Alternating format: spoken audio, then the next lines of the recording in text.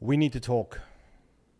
New Zealand, we have to talk. Things are about to get fiery. We talk about that Bongi Mbonambi try. Spoiler alert, it is a try. All right, welcome to the Couch Rugby Podcast. Nice. This weekend's rugby was absolutely amazing. Thank you for everybody who liked and subscribed. Really do appreciate it. There's been a lot of talk about the Bongi Mbonambi try.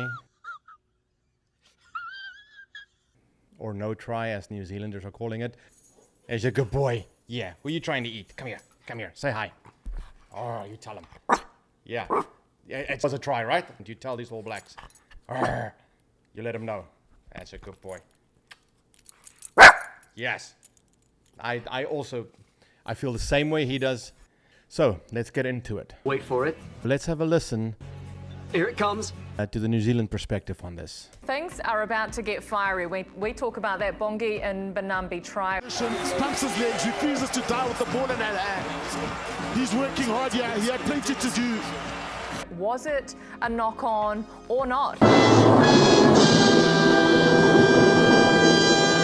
For me, the ball had been lost forward, right? That's definitely a knock on. So it's a nah. It's a nah. And for you, Yeah, Angus? it's a hard no for me. We're talking about flow charts now, like, hey, I tell you here's a what. ball, it's gone forward. To me, that's a knock-on. Fans at home don't have a flow chart to sit and watch, do they? They just watch the game. So. World Rugby have a flow chart though, and they call it a grounding flow chart. So I'm going to run it through here. Now this is the fact he was saying he was in possession of the ball. Okay, so he's in possession of the ball. Yeah. This is what the protocols are, to your mope. Does he have control? Well, clearly we don't think. Even if you go no, was there separation? Yes. You get to a point, well, I believe there was separation. This is the one here. Did it travel forward? If it went forward, yes, it's a knock-on. No, it's a try. So when you look at it, there are a number of layers, and let's have another look at it again. There's a number of layers you can go, well, you've got Jordie Barrett, who's trying to hold the ball upright. He's trying to come in and prevent the try from being scored. He gets his hand on the ball. So all of this is legal, no problem here. Contact comes in. You can see Jordie Barrett there. He tries to get under the ball. Right, hands go under. He then dislodges it. All right, let me give my 5 cents on this. Bongi Mbonambi has got the ball under his arm, diving over the try line, trying to dive over the try line. Jordie Barrett gets involved, stops him. I think we can all see very clearly on the video here that his elbow is ahead of his face.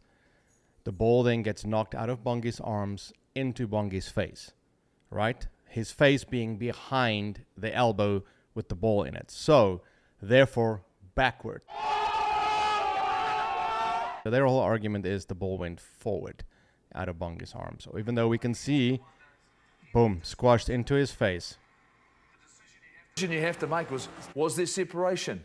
Was there control? He certainly pressed it, but it's a bit like the forward pass. If it looks like a forward pass, it's generally a forward pass, right? Got a different point for you in a second, so hang on for it. Do give us a like and subscribe. And that is 100% correct, Rick, because they don't know what we know. So what do we know? We know that this ball did not cross the try line. Yet. What? What the f***? Everything that was just discussed about the flow chart and about the ball being knocked down and blah, blah, blah, all of that is erroneous. It's irrelevant. Because here, boom, you can see very clearly the ball has not crossed the try line yet. So it's not a try yet. No!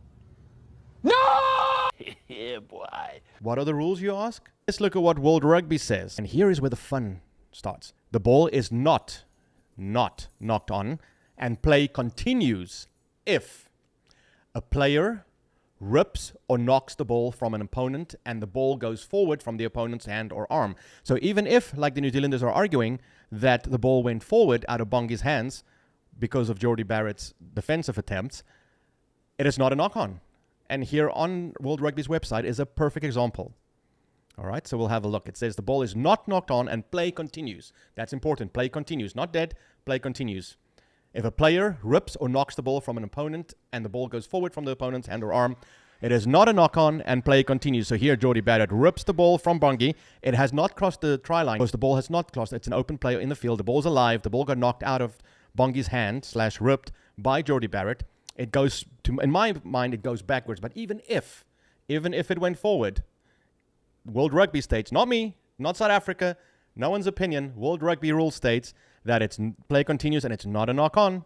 Therefore, the ball is short and Bongi can place it. And he does. And if you look at this clip right here, he places it he ends up scoring with his left hand. Carried the ball in the right hand to go over the try line. Got it knocked out of his hands by Geordie Barrett. Bongi is the man that's closest to that ball and that try line. He's looking at it. He then gets his left arm free and degrounds the ball because he's allowed to place it. He's on the ground. It's before the try line. Knocked out by an All Black defender. Ripped, stripped, knocked out, right? World Rugby's rule says it's not a knock-on. So even though I think the referees had a shocker in this game, and both for and against South Africa, there were times where I felt the All Blacks were hard done after the fact. But the fact of the matter is, this one they got right, whether it was by mistake or factually. This one is not debatable. So I'm sorry to say it, New Zealand, you didn't win. We'll see you in 5 days' time in Cape Town. Good luck. You're going to need it.